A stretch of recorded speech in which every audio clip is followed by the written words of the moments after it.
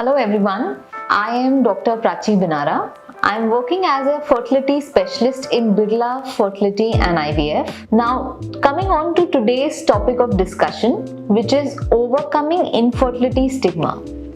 As we all know, infertility is gradually increasing day by day. It was there in the past, but somehow in the current scenario, the magnitude of infertility has risen. So much so it is taken as a stigma in the society.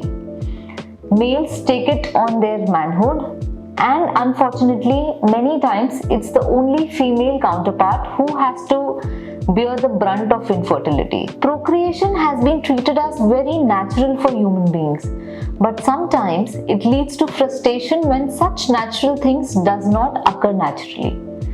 So let's understand today what is infertility and how can we overcome the stigma associated with infertility. Infertility is defined as inability to bear a child or pregnancy even after trying for one complete year without using any sort of contraception. It is very important that a couple realizes that they require help. Sometimes we shy away of talking of infertility, so much so we start saying that we are not even planning for a pregnancy. We should understand when should we visit a gynecologist or a fertility specialist. If your age is less than 32 years, then after trying for 1 year, you should visit a gynecologist if you are unable to conceive a pregnancy. If your age is more than 32 years, we should visit a gynecologist after 6 months of trying. You should be quicker in visiting a fertility specialist if you have a history of irregular cycles, if you have a history of miscarriage or an ectopic pregnancy, if you are facing some difficulties in intercourse, like the male partner is having difficulty in erection and ejaculation, or you have a chronic disease like diabetes, thyroid, blood pressure, you are on certain medications, or unfortunately you've been planned for cancer therapy like chemotherapy or radiotherapy. So in all these situations, it is always a good idea to visit a fertility specialist as soon as you decide for planning a pregnancy. So let's understand what are the causes of infertility, and after this we'll discuss what are the signs of infertility. So causes को divide करते हैं दो parts में. Number 1, male partner की वजह से infertility होना. Number 2, due to the female partner. Number 3, unexplained, where everything is normal, still the couple is finding difficulty in conceiving. So when we talk about the male partner, 1/3 of the cases of infertility are due to male factors or males leading to infertile couples.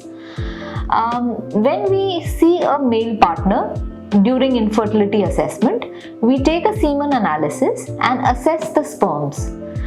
It is important to assess the count of the sperms, the motility of the sperm, and the morphology of the sperm. If any of these 3 factors is abnormal, it can lead to male factor infertility. Sometimes males have difficulty in having intercourse, like difficulty in erection or ejaculation. It is very important that these males go to the specialist and discuss their problem, because it is very easy to find a solution for these problems. Now coming on to female factors. So female factors include number 1, problems in ovulation. Some people have irregular cycles, some women have prolonged cycles, some women have shortened cycles. All these factors lead to difficulty in ovulation.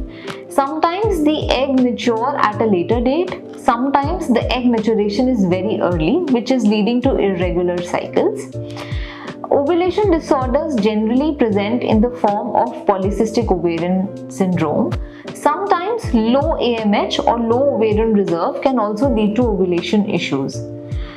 It is very essential to stabilize the hormonal imbalance so that ovulation happens on time. After the egg is released by the ovaries, the tubes, which are 2 muscular structures, very thin, approximately 2 mm in diameter, grab that egg and take the egg inside. Tube is actually the organ where the sperms are able to meet the egg. In cases like tuberculosis, previous history of any infection, STDs, previous history of repeated miscarriages leading to DNCs, previous history of appendicitis, etc., or any operation on your tummy can lead to infection leading to blockage of the tubes. If the tubes are blocked, unfortunately, the site where the egg and sperm has to meet is not present. So, such kind of females can have tubal problems in conceiving. Now, coming on to the uterus. Sometimes our uterus have fleshy mass or a fibrous tissue called fibroid. In such cases, the uterus or the lining of the uterus, which is a site for our pregnancy to implant, is distorted, and such women find difficulty in conceiving. Sometimes polyp, fibroid, septum, etc. can also lead to repeated miscarriages. 1/3 of the cases out of these infertile couples are due to unexplained infertility. When there is no problem in ovulation, the tubes are also okay, the uterus is fantastic, the male partner has no problem, the sperms are absolutely okay, and then also the couple is finding difficulties in conceiving. So such types of infertility makes up 1/3 of these couples. Now, what is the sign of infertility? Inability to conceive is the only sign maximum infertile couples present with. Some people also say that they are having difficulty in intercourse. Some people come with complaint of infection, discharge, or sometimes STD. But the major bulk or the sign of infertility is inability to achieve a pregnancy after 6 to 1 year of trying without using contraception. It is very important to discuss how we can naturally improve our chances of conceiving. As the woman's age increases, the quality and the quantity of egg in her declines. So we should be cautious enough and plan an early marriage and early conception. And always keep in mind that if you are planning to delay pregnancy, we should look forward for options like egg and sperm freezing. The second most important thing is diet and healthy lifestyle. A very important proverb says, "What we eat, so we are." This means that we should be eating a balanced diet which has a balance of all macro and micronutrients. It is very important to avoid trans fats and saturated fatty acids and also refined carbohydrates in our diet. It is a good idea to introduce good amount of antioxidants in our diet, which are very essential for the health of eggs and sperms. Last but not the least, it is very important to stay active. Physical activity helps us to improve blood supply to our reproductive organs. Physical activity can be in the form of yoga, badminton, gym, aerobics, dancing, swimming, cycling, but any sort of physical activity, roughly 75 minutes per week in case it is aggressive, and in case it is moderate, it should be 105 minutes a week so that we maintain a healthy lifestyle. Again, it is very important that we avoid alcohol and smoking when we are planning for a pregnancy. This holds true for both male and females.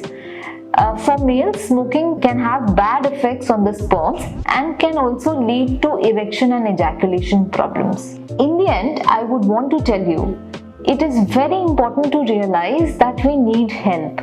In case we are finding difficulty in conceiving, shying away from the problem is not the right approach. Please visit a fertility specialist or a gynecologist and know all the options or all the help available to you. Fertility solutions doesn't only mean an IVF cycle. With proper counseling, knowing your fertile window, certain hormonal pills, small procedures like IUI can also help you to achieve pregnancy.